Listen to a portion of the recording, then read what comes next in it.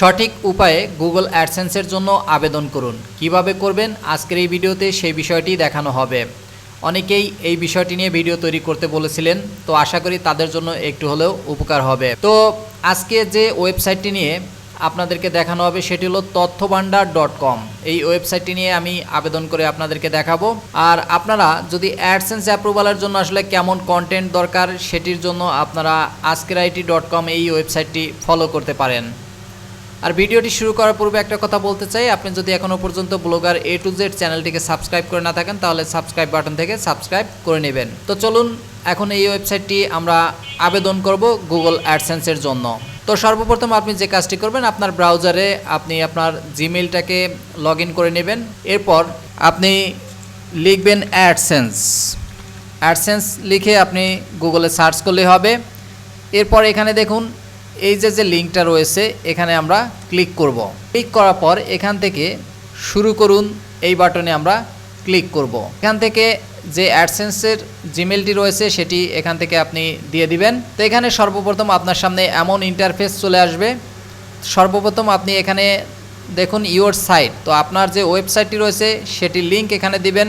তো অনেকেই যে বিষয়টি করেন এখান থেকে সম্পূর্ণ ওয়েবসাইটের লিঙ্কটাকে কপি করে নেন, অনেকেই এই ব্যাপারটি করে থাকেন। তো এভাবে দিবেন না, আপনারা এই যে শুধুমাত্র এখানে ডোমেনের নামটা দিবেন, এই বাকি যে অংশ থাকবে সেটা কেটে দিবেন। দেওয়ার পরে এখান থেকে আপনার দুইটা মেসেজ দেখাচ্ছে। আপনি যদি কোনো সাজেশন বা কাস্টমাইজেশনের জন্য কোনো আপনার ইমেল চান সেক্ষেত্রে এখান থেকে আপনারা ইয়েস করে দিতে পারেন, আর যদি আপনি কোনো সাজেশন না চান সেক্ষেত্রে নো করে দিতে পারেন।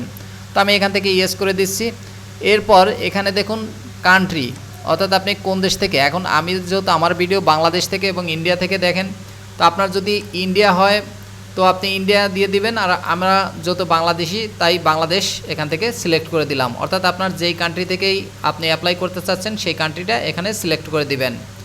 দেওয়ার পরে এখানে একটা তাদের টার্মস অ্যান্ড কন্ডিশন রয়েছে গুগল অ্যাডসেন্সের, তো আপনি চাইলে এগুলো সম্পূর্ণ পড়ে নিতে পারেন। যাই হোক, এখান থেকে আমি এই যে একটা টিক মার্ক দেওয়া থাকে না, এটা অবশ্যই টিক মার্ক করে দিবেন যে I have read and accept the agreement.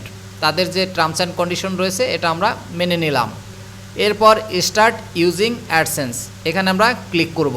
এরপরে এখানে দেখুন সর্বপ্রথম এখানে তিনটা যে ইনফরমেশন দেখাচ্ছে, আমাদের যে কাজটা করতে হবে এটা হলো অপশনাল, এটা আমাদের এখন দরকার নেই। তো আমাদের এই কাজটা সর্বপ্রথম করে নিতে হবে ইন্টার ইনফরমেশন, অর্থাৎ আপনি যেই নামে অ্যাডসেন্সটা করতে চাচ্ছেন সেই ইনফরমেশনটা দিতে হবে। তো আমি আপনাদের সুবিধার্থে বলে দিচ্ছি, আপনার যার নামে করবেন অবশ্যই তার নামে যেন ভোটার আইডি কার্ড থাকে, কেননা বর্তমানে আপনার ভেরিফাই ভোটার আইডি দিয়েও করতে হয়, বা পরবর্তীতে আপনি যখন দেখা যাবে যে কোনোভাবেই মনে করেন 3 বার আপনার পিন সেন্ড হয়ে গেল, আপনি ভেরিফাই করতে পারতেছেন না, সেই সময় আপনার কিন্তু ভোটার আইডির দরকার হবে। আর এখন কিন্তু আপনার আগে ভোটার আইডি ভেরিফাই করে পরবর্তীতে আপনার পিন সেন্ড করে, তো সেক্ষেত্রে আপনার ভোটার আইডি যেই নামে রয়েছে সেটি দিয়েই করবেন। আমি এখানে বলে রাখি, অনেকেই দেখা গেছে অনেক আগে আপনি গুগল অ্যাডসেন্সের জন্য অ্যাপ্লাই করেছিলেন, আবার সেম নামে সেম অ্যাড্রেসে কখনোই করবেন না, কারণ এক ব্যক্তির নামে শুধুমাত্র একটা অ্যাকাউন্টই আপনি করতে পারবেন। তো কোনো রকম কোনো চালাকি করে আসলে লাভ হবে না, আর কখনোই চালাকি করবেন না, কারণ গুগল এটা পরবর্তীতে আপনার ট্র্যাক করে আপনার অ্যাডসেন্সটি ডিসেবল করে দিবে। তো যাই হোক, আপনি প্রয়োজনে আপনার পরিবারের অন্য কারো নামে, অর্থাৎ আপনার ভাই বোন বা বাবা মা বা প্রতিবেশী কারো নামে, যার নামে ভোটার আইডি আছে তার যে নাম রয়েছে ভোটার আইডিতে সেইভাবে আপনি নামটা এখানে লিখে দিবেন। দিয়ে তারপরে আপনি এখানে অ্যাড্রেসটা দিবেন, এরপর সিটি দিবেন, এরপর পোস্টাল কোড, এরপর ফোন নাম্বার হচ্ছে অপশনাল, আপনি চাইলে দিতে পারেন। তবে এখানে যেভাবে দিবেন আপনার যে ভোটার আইডি রয়েছে সেই ভোটার আইডি অনুসারে আপনার যেভাবে নামটা দেওয়া রয়েছে আপনি ওইভাবে নামটা দিয়ে দিবেন। এরপর আপনার ঠিকানা, তো আমি এখানে গতানুগতিক আমি দিয়ে যাচ্ছি, আপনারা দিয়ে দিবেন সঠিকভাবে। তো অ্যাড্রেস লাইন অনে আমি নর্মালভাবে দিয়ে দিচ্ছি। তো এরপর যে কাজটি করবেন অবশ্যই এই অ্যাড্রেস লাইন 2তে আপনার যে ফোন নাম্বারটি রয়েছে অবশ্যই আগে এই মোবাইল নাম্বারটি দিয়ে দিবেন, কেননা আপনার পিন পেতে তাহলে কোনো সমস্যা হবে না। আপনার ডাক অফিসে যখন আসবে আপনার এই মোবাইল নাম্বারটা ওই আপনার যেই কাগজটা আসবে ওই কাগজের উপরে আপনার মোবাইল নাম্বারটা থাকবে, এতে করে আপনার পোস্টমাস্টার আপনাকে ফোন দিতে পারবে আর আপনি খুব সহজেই আপনার পিনটা পেয়ে যাবেন। তো তো অবশ্যই এখানে আপনি আপনার ফোন নাম্বারটা দিয়ে দিবেন। এখানে ফোন নাম্বার দেওয়ার পরে আপনি এখানে আপনার অ্যাড্রেস আপনি আবার পুনরায় দিতে পারেন। তো আমি আপাতত এভাবেই রাখছি, আপনারা অবশ্যই এখানে দিয়ে দিবেন। দিয়ে দেওয়ার পর আপনার যে সিটি রয়েছে সেই সিটি আপনি দিয়ে দিবেন। এখান থেকে আমি ঢাকা দিয়ে দিচ্ছি, আপনার যে সিটি থাকবে আপনি সেই সিটি দিয়ে দিবেন। তো এখান থেকে পোস্টাল কোড আমি একটা দিয়ে দিচ্ছি, আপনারা সঠিকটাই দিবেন। আপনার ওই ভোটার আইডিতে যেইটা থাকবে আপনারা সবসময় সঠিকটা দিবেন। আমি এটা আপনাদেরকে দেখানোর জন্য স্বাভাবিকভাবে এভাবে দিচ্ছি, তো আপনারা অবশ্যই সঠিকটা এখানে দিয়ে দিবেন। মূল কথা হলো আপনার ভোটার আইডিতে যেভাবে নাম থাকবে ওই নামটা দিবেন, তারপর অ্যাড্রেস ঠিকানা আপনার যেই ঠিকানাটা থাকবে ওই ঠিকানাটা সঠিকভাবে এখানে দেবেন। কিন্তু এই যে অ্যাড্রেস লাইন 2 অবশ্যই এখানে আপনার আগে মোবাইল নাম্বারটা দিয়ে দিবেন। মোবাইল নাম্বার দিয়ে বাকি অ্যাড্রেসটা আপনি লিখে দেন, তাতে কোনো সমস্যা নেই, যাতে করে আপনার অ্যাডসেন্সের পিন পেতে কোনো ধরনের অসুবিধা না হয়। এরপর সিটির জায়গায় আপনার যে সিটিতে আপনি রয়েছেন সেই সিটিটা দিয়ে দেবেন। আর গুরুত্বপূর্ণ হচ্ছে পোস্টাল কোড, অবশ্যই এই পোস্টাল কোডটা আপনার ওই ভোটার আইডি কার্ডের পিছনেই থাকবে। তো আপনি অবশ্যই দেখে নেবেন পোস্টাল কোড কত, তো এই পোস্টাল কোডটা সঠিকভাবে দিবেন যাতে পিন পেতে আপনার কোনো ধরনের সমস্যা না হয়। তো এই গেল। এরপর এখান থেকে আপনি চাইলে ফোন নাম্বার দিতে পারেন, এটা অপশনাল, আর না দিলেও সমস্যা নেই। এরপর এখান থেকে সাবমিট বাটনে আমরা ক্লিক করে দিচ্ছি। তো আমার প্রথম কাজ এখান থেকে হয়ে গেছে। এখন এখানে এই কানেক্ট থেকে দরকার নেই, আমি এখান থেকে এই সাইটসে ক্লিক করলাম, এই বাম পাশে যে সাইটস রয়েছে এই সাইটসে ক্লিক করলাম। এখানে দেখুন নট রিভিউ, তো এখানে দেখাচ্ছে আমার এটা এখনও পর্যন্ত রিভিউতে যায়নি। তো আপনারা যে কাজটা করবেন, আপনার যে ডোমেন নামটা রয়েছে এখান থেকে প্রয়োজনে এটা রিমুভ করে দেন, সমস্যা নেই। আর চাইলে ওখান থেকে রিকোয়েস্ট রিভিউতে দিতে পারতেন, কিন্তু আমি এখান থেকে দিয়ে দিচ্ছি। আপনারাও এটা প্রয়োজনে এখান থেকে রিমুভ করে দিয়ে এই অ্যাড সাইট এখানে ক্লিক করবেন। ক্লিক করার পর এখানে আপনার শুধুমাত্র আপনার ডোমেন নামটা দিবেন। এখানে দেখুন এক্সাম্পল হিসাবে দেওয়া রয়েছে যে example.com। তো এরপর এখান থেকে সেভ অ্যান্ড কন্টিনিউ আমি এই বাটনে ক্লিক করলাম। এরপর এখান থেকে দেখুন আপনাকে কিন্তু কানেক্ট করাতে হবে। এই যে একটা কোড নিচের দিকে দেওয়া রয়েছে, তো এই কোডটাকে আপনারা কপি করবেন। কপি করার পর এই কোডটাকে বসাতে হবে আপনার হেড সেকশনে। আপনার যে থিম রয়েছে সেই থিম বা ট্যাম্পলেট, ওই আপনার থিম বা ট্যাম্পলেটের হেড সেকশনে অবশ্যই বসাতে হবে। তো আমরা চলে যাচ্ছি আপনার ব্লগারের ড্যাশবোর্ডে। ড্যাশবোর্ড থেকে আপনি এই সেটিং এই থিমে চলে আসবেন। চলে আসার পর এখান থেকে আমরা চলে যাব এডিট HTML। আর এখানে যেই ট্যাম্পলেটটা ব্যবহার করা হয়েছে আপনার জেড থিম প্রিমিয়াম ভার্সন। তো দেখা গেছে আপনার যেই ট্যাম্পলেটই থাকুক ওই ট্যাম্পলেটে অনেকেই আবার এই জেড থিমে ফ্রি ভার্সনটি নিয়েও কিন্তু আমার ভিডিও আছে।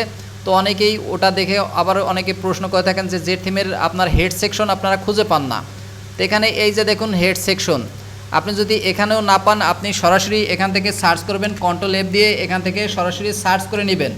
আপনি প্রয়োজনে এভাবে সার্চ করেন, সার্চ করে তারপরে আপনি এভাবে সার্চ করলে আপনি পেয়ে যাবেন। তবে এখানে আমি বড় হাতের দিয়েছি ক্যাপিটাল লেটার, এই জন্য আমার এখানে দেখাচ্ছে না। তো আমি ছোট হাতের দিচ্ছি, দেওয়ার পরে আমি যদি ইন্টার প্রেস করি এখানে দেখুন এই যে মার্ক হয়ে গেছে। তো আমরা এই হেড সেকশনের আমরা কি করব, নিচে যেটা কিনা আমাদের এখানে বলেছে যে হেড ট্যাগের ভিতরে, অর্থাৎ এই ক্লোজিং ট্যাগের আগে বসাতে হবে। তো এখান থেকে আমরা এই যে হেড সেকশনটা পেয়েছি এই হেড সেকশনের পরে আমি এই কোডটাকে পেস্ট করে দিলাম। দেওয়ার পর এখান থেকে আমরা সেভ করব। তো অনেক সময় দেখবেন এখানে যদি আপনি সেভ না করে চলে যান তাহলে কিন্তু হবে না। অবশ্যই এখানে লক্ষ্য করবেন যে এটা স্বয়ংসম্পূর্ণভাবে এখানে দেখুন আপডেট সাকসেসফুল, তার মানে এটা সেভ হয়ে গেছে। তো এখন আমরা যদি এখান থেকে রিকোয়েস্ট রিভিউ এটাতে ক্লিক করি, তো দেখুন এখনও কিন্তু আমাদের কাজ শেষ হয়নি। অনেকেই এভাবেই ছেড়ে দেন, না এভাবে ছাড়বেন না। এরপরে কাজ রয়েছে সেটি হলো সেট আপ অ্যাডস। তো এই বাটনে ক্লিক করবেন। ক্লিক করার পর একটু সময় অপেক্ষা করবেন। এরপর এখানে দেখুন আপনার অটো অ্যাড, এই যে অটো অ্যাড অপশনটা রয়েছে এখান থেকে আপনারা অটো অ্যাড এটাকে অন করে দিবেন। অন করে দেওয়ার পর এটাকে স্ক্যান করবে, একটু সময় ওয়েট করবেন। তো এখানে দেখুন আমাদের কিন্তু দেখা গেছে যে হ্যাঁ আমাদের অ্যাডটা ঠিকঠাকভাবে প্লেস হয়েছে। এখানে 3টা অ্যাড পেয়েছে। আর ডেস্কটপ থেকে যদি আমরা দেখি যে আমাদের ডেস্কটপে মূলত কয়টা অ্যাড পায় সেটা আমরা একটু দেখি এখানে। তো এখান থেকে দেখুন ডেস্কটপে পেয়েছে 2টা। এখানে সমস্যা নেই, আপনার অ্যাডটা ভালোভাবে পেলেই হলো।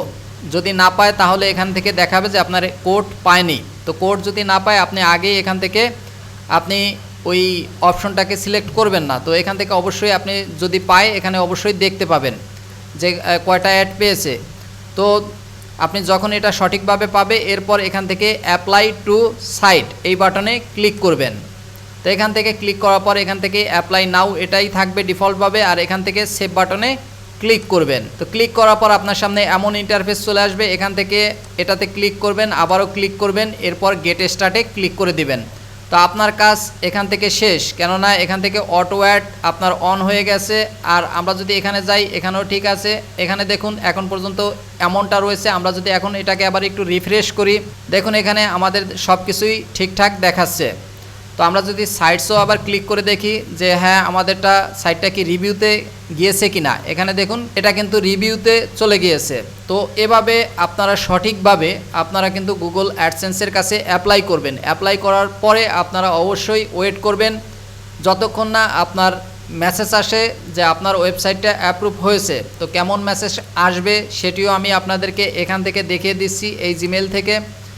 তো যদি এমন জিমেল আসে সেক্ষেত্রে অবশ্যই আপনারা বুঝতে পারবেন যে আপনার ওয়েবসাইটটি রেডি হয়ে গিয়েছে, যে আপনার লেখা থাকবে your site is now ready to serve AdSense ad. এই মেসেজ যদি আসে তাহলে বুঝতে পারবেন যে আপনার অ্যাডসেন্স অ্যাপ্রুভ হয়ে গিয়েছে। আর যদি অন্য কোনো এরর দেখায় সেক্ষেত্রে আপনি নিজেই বুঝতে পারবেন। তবে অনেকেই যে কাজটি করেন, আপনারা অ্যাডসেন্স থেকে আপনারা আসেন না, আপনারা শুধু ইমেল দেখেই আপনারা বলে ফেলেন যে আপনার অ্যাডসেন্স অ্যাপ্রুভ হয়নি। তো আসলে মেন কারণটা এখান থেকে আপনারা দেখতে পাবেন। এখানে যখন চলে আসবেন যদি অ্যাপ্রুভ না হয় তো এখান থেকে আপনার শো ডিটেলসে ক্লিক করলে আপনার কোন কারণে আসলে অ্যাপ্রুভ হয়নি সেটি এখানে দেখতে পাবেন। তো আশা করি পুরো বিষয়টা বুঝতে পেরেছেন। এরপর যদি কোনো ধরনের সমস্যা হয় তাহলে অবশ্যই ভিডিওর কমেন্ট সেকশনে জানিয়ে দেবেন।